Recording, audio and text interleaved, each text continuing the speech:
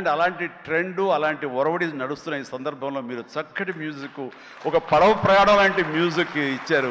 అందుకనే ఈ రోజున ప్రతి ఒక్క ఫ్యామిలీ కూడాను ఆ మీసాల పిల్లకి వాళ్ళు కనెక్ట్ అయిపోయారు. వాళ్ళు అది ఆస్వాదిస్తారు, అలాగే డ్యాన్సెస్ మనకు చూపిస్తారు. మిగతా సాంగ్ కానీ, అలాగే సంక్రాంతి సాంగ్ నా మీద వెంకీ గారి మీద ఆ సాంగ్ కానివ్వండి, ఏదిగా చెప్పండి ప్రతిది. అలాగే ర్యాప్ సాంగ్ మీరు అంత బాగా ఇస్తాను ఎవరు ఊహించలేదు, నేనే ఊహించలేదు అది.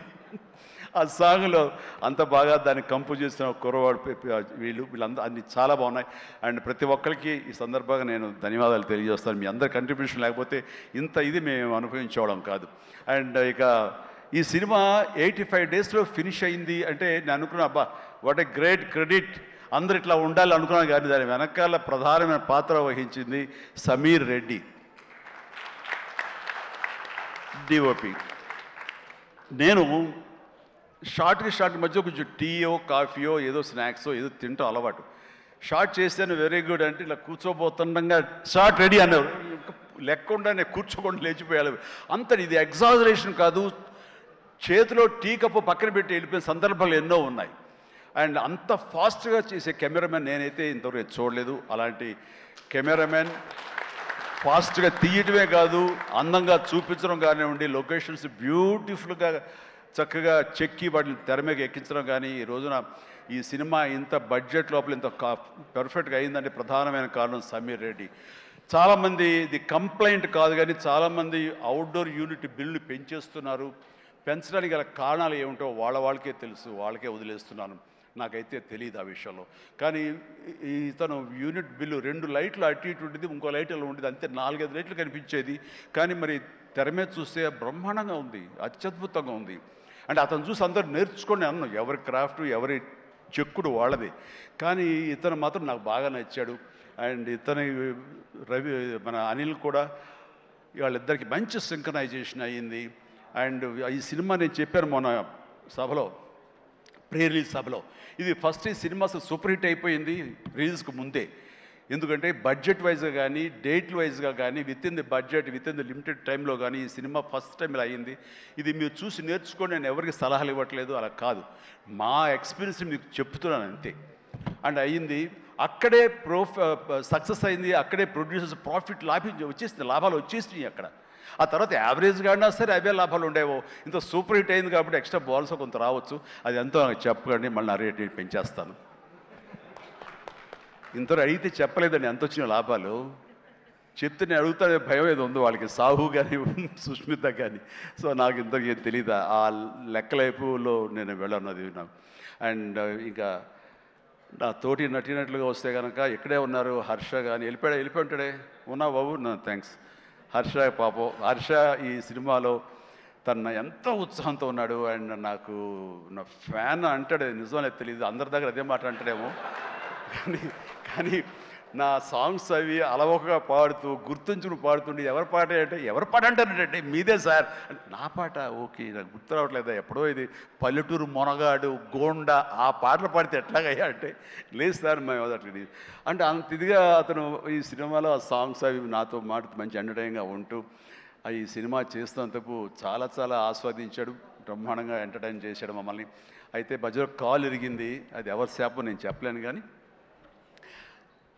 ఆ టైంలో కూడా అతను ఎంతో డిసప్పాయింట్ అయితే, నో నువ్వు ఉంటున్నావు సినిమాలో అంటూ చక్కగా తెలియకుండా సినిమాలో దాన్ని డిజైన్ చేసి అతని చేత చేయించడం చాలా happy. And Harsha you do a fantastic job, బాగా నిండుదనం వచ్చింది. And very good, I appreciate. And ఫర్దర్గా మళ్ళీ ఎక్కడ అవకాశం వస్తే నాకు ఇవ్వు, ఛాన్స్ కలిసి చేద్దాం, నువ్వు ఇవ్వాలి. అండ్ అట్లాగే ఎస్ కాదు ఇలా చెయ్యాలి అనగానే అక్కడ బ్లాక్ డ్రెస్ వేసుకుని ఒక వ్యక్తి ఉన్నాడు, ప్రకాష్. మాట్లాడు, అందరి గురించి మాట్లాడుతున్నా, నా గురించి మాట్లాడాను. ప్రకాష్ నువ్వు నా మనసులో ఉన్నావయ్యా, బాగానే బ్యాలెన్స్ చేశాను. ప్రకాష్ దాని వండర్ఫుల్ జాబ్ అండి. అండ్ చాలామంది ఆ క్లైమాక్స్ సెట్ ఉంది కదా, I mean total heroine set, ఆ సెట్ని చూసి చాలామంది ఒక ఎక్స్పీరియన్స్, వండర్ఫుల్ డిజైనింగ్ అంటే ఆ ఫోటోలు తీసుకుని ఆ ప్లానింగ్ తీసుకుని చాలామంది ఇల్లు కట్టుకుందాం అనుకునే వాళ్ళు తీసుకెళ్ళడం నేను చూశాను. అండ్ ఇన్ఫ్యాక్ట్ నా కూతురు కూడా సజెస్ట్ చేసే పాప నువ్వు ఇల్లు కడితే ఇలా ఉండాలని చెప్పి అని తను కూడా ప్లాన్ చేసుకుంటుంది. అంత చక్కటి డిజైనింగే కాకుండా అంత కాస్ట్ ఎఫెక్టివ్ తోటి ఈ సినిమా లిమిటెడ్ బడ్జెట్తో ముందు ప్రధానంగా జరగటానికి ప్రకాష్ కారణం. ప్రకాష్ తను ప్రొడక్షన్ డిజైనర్గా మనస్ఫూర్తిగా అభినందిస్తాను. Prakash please go ahead. And ఇక ఆర్టిస్టులుగా ఆయన ఉన్నారు, ఎవరో శ్రీనివాస్ గారు, మీరే కదండి కలెక్టర్ గారు, కూర్చోండి. Thank you.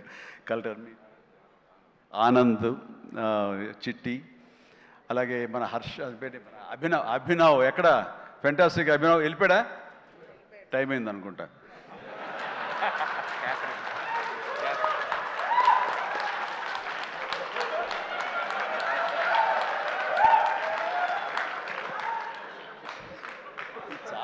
చాలా బాగుందయ్యా. శేఖర్, వంశీ, మీరు మీ మీ గ్రూప్ ఉంది, ఎక్కడ ఏం దొరుకుతాడా ఈవేళ లాగుదామని చూస్తున్నారు. ఇది నేను మంచి ఉద్దేశం అంటే ఇప్పుడు దాంట్లోంచి మీరు ఒక్కరి గురించి ఇలా క్లాప్స్ కొడితే ఎలా చెప్పు. సో ఇలా PR team Shekhar, Vamshi, Manoj and వీళ్ళందరూ కూడా చాలా ఫెంటాస్టిక్ వర్క్ చేశారు. అండ్ తర్వాత తన మనసులోంచి ఇక్కడ ఏదైనా మనం చెయ్యాలి, వర్క్ చేయాలి, ఐ మీన్ దీన్ని పబ్లిసైజ్ చేయాలి అంటంలో మరొక నిష్ణాతుడు ఈయన. దుర్మార్గుడు అసలు. ఎవరిని ఏమై పేరు ఏంటి, మన క్యాథరిన్ కాదు, నయనతారని ఒప్పించి అమ్మాయితో కూడా మనకి ప్రమోషన్స్ చేయించాడంటే కానీ అది ఆ సామాన్యమైన విషయం కాదండి. అమ్మాయి ఎవరికి ఒప్పుకోదు, తన లిమిట్లో ఉంటుంది. అలాంటి అమ్మాయి చేత ఒప్పించాడంటే మరి లోపల ఏమి ఎలాగ అడిగాడు, ఎలా కన్విన్స్ చేశాడు, అమ్మాయి మనసుని ఎలాగా ఒప్పించాడు, మనిషిని ఎలా ఒప్పించాడు అన్నది. మనిషి అనిపై మనసు అన్నానా తెలియదు, అది మీరే అడిగి తెలుసుకున్న తర్వాత. అండ్ అంత సంతోషంగా సినిమా చేసింది, అంత నవ్వుతూ చేసింది. నాతో 2 సినిమాలు చేసింది. అంత సీరియస్గా గుంభరంగా ఉండేది, అలాంటి రెస్పెక్ట్ ఉన్నా సరే. బట్ ఈ సినిమాలు ఇటు పగలబడి నవ్వేది. మరి గిలిగింతలు ఎలాగా ఎలా అమ్మాయిని ఒప్పించాడు. కానీ wonderful done, fantastic job. And ఈ సందర్భంగా ఆ అమ్మాయి మాత్రం ఈ క్యారెక్టర్ ఒదిగిపోయింది. ఒక డిగ్నిటీ కానివ్వండి, ఒక గెయిట్ కానివ్వండి, ఆ క్యారెక్టర్కి ఆ అమ్మాయి చేయాలి. మరొకరైతే సూట్ అయ్యేది కాదు. అటు బిడ్డల తల్లిగారు ఉండాలి, ఆ సీనియారిటీ ఉండాలి, మెచ్యూరిటీ ఉండాలి, స్టైల్ ఉండాలి, అండ్ ఫెంటాస్టిక్ లుక్స్, అపిరెన్స్ ఉండాలి. అన్నీ కలబోసినటువంటి నయనతారని సెలెక్ట్ చేసి ఎవరితోటైనా సరే నేను కాంప్రమైజ్ అవుతాను తప్ప ఆ అమ్మాయి విషయంలో మాత్రం అమ్మాయి అమ్మాయి ఉండాలని అన్నందుకు ఆ అమ్మాయి ఆ నిండుదనాన్ని సినిమాకి తీసుకొచ్చి పెట్టింది. And thank you. చాలా బాగుంది. రాఘవేంద్ర గారు అన్నారు భలే మ్యాచ్, చాలా బాగుంది మీ ఇద్దరు కాంబినేషన్, సూపర్. ఇక క్యాథరిన్ కూడా తన నిడివి ఎక్కువగా ఉన్నా సరే అప్పీల్ చేసుకోవడానికి పెద్ద ఉందా చిన్నదా కాదు, మాతో కలిసి చెయ్యాలని తనకి ఉంది. చేసింది, రాణించింది, మెప్పించింది అలాగా. అండ్ ప్రతి ఒక్కరికి ఎవరి పేరైనా మర్చిపోతే క్షమించండి. అండ్ ఎడిటర్ తమ్మిరాజు గారు, ఎస్ తమ్మిరాజు గారు. అండ్ ఎక్కడైనా సారీ ఫెంటాస్టిక్ సార్. అంటే సినిమాని మీరు పరిగెత్తించారు లాస్ట్లో. ఒక 40 నిమిషాలు, నేను 2.5 గంటలు చేశారు, ఒక 15 నిమిషాలు తగ్గించి. అండ్ టోటల్గా స్టోరీ మారిపోయింది. చాలామంది వీటి గణేష్ ఉన్నాడు కదా అని అన్నారు. ఆ వీటి గణేష్ లేపడంలో మీ ప్రధానమైన పాత్ర ఉందని తెలిసింది. దానివల్ల స్పీడ్ పెరిగిపోయి కథ మీదే ఫోకస్ అయ్యేలా చేశారు. దానికి మీ పాత్ర అంతా ఇంత కాదు. అంటే ఎడిటింగ్ యొక్క ప్రాముఖ్యత ఏంటి అంటలో నేను ఫైనల్గా ఈ సినిమాకి మరీ సుస్పష్టంగా చూశాను. కొన్ని సాక్రిఫైజులు కావాలి. మీరు మన ఇంట్రో చేసాం గుర్తుందా, ఈ సినిమా బిగినింగ్లో ముహూర్తం అయిన రోజున మీరు అన్నారు లెంగ్తే కదా, ఎక్కువైతే కనుక తోక కట్ చేస్తా, మొక్కే కదా పీకేస్తాను డైలాగ్. రిలవెంట్గా ఒక డైలాగ్ రాశాడు, లెంగ్త్ మీ ఇష్టం, ఆయన పెంచుకుంటూ పోతే కనుక బాగోపోతే కత్తిరిస్తా అన్నారే, అది అలాగే చేశారు, కత్తిరించారు. చాలా సక్సెస్ఫుల్, చాలా బాగుంది, వండర్ఫుల్. ఇక సినిమా అంతా నారాయణ నారాయణ ఏమయ్యా అని అన్నానే. ఆ నారాయణ అనేది ఒక రైటర్ యొక్క ఆలోచన అండి. తను రేపు పొద్దున ఈ సినిమాలో తన పేరే జపిస్తూ ఉండాలి అంటూ నారద మహాముని నారాయణ నారాయణ అంటూ 3 లోకాలు తిరిగినట్లుగా ఆ నారాయణ అనే రైటర్ తన పేరే పెట్టించాడు ఇందులో. నేను ఎన్నిసార్లు నారాయణ నారాయణ అన్నారు. ఆ నారాయణ అంటాం బాగుందని చాలా రిథమిక్గా తమాషాగా వేరియేషన్స్తో అన్నారని చెప్పేసి ఎవరో దాన్ని రిపోర్ట్ చేశారు. And credit goes to Narayana and Sai. మిగతా వాళ్ళ పేర్లు నాకు గుర్తు రావట్లేదు. వాళ్ళందరికీ కూడా నా హృదయపూర్వక అభినందనలు, ధన్యవాదాలు. అండ్ ఇదే మనం కొనసాగించాలి, ఇదే సక్సెస్. అమ్మా ఫైట్ మాస్టర్, ఎస్ సారీ అండి, వెంకట్ చాలా బాగా చేశావు Venkat. And thank you so much and well done. అలాగే అతను ఫస్ట్ సాంగ్ ఫైట్ చేశాడు మనకి సభానంద, నభాకాంత్ అతను కూడా చేసాడు, వాళ్ళు రాలేదు ఎందుకు తెలియదు. And thank you so much. And ఇప్పటికి తొందరగా ఫినిష్ అయ్యే చిరంజీవి అంటూ మా గౌడ, మా కెంపే గౌడ అంటున్నట్టు తెలుస్తుంది. And thank you so much ఏంటి వాళ్ళు నిజంగా చాలా ఆనందంగా ఉంది. ఈ ఆనందం వెనకాల ఆర్ద్రత ఉంది. ఇక్కడ ఒక ఎమోషనల్గా ఒక డైలాగ్ మొన్న చాలా చూస్తుంటాను మీడియాలో, నా ఫ్రెండ్స్ పంపిస్తుంటారు. అందులో ఒక లేడీ అంది, ఇలాగ నిలబడితే చాలా ఆనెస్ట్గా కనిపించింది ఆవిడ.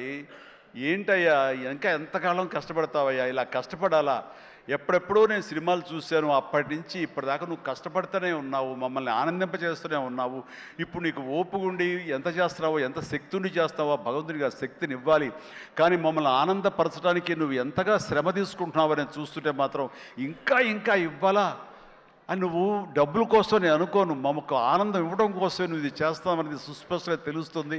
అంతటి ఆనందం ఇచ్చి నువ్వు ఎంతో కష్టపడుతుంటే చాలామంది క్లాప్స్ కొట్టచ్చు, వావ్ అనొచ్చు థియేటర్లో, కానీ నాకు లోపల బాధ అనిపించేస్తుందయ్యా.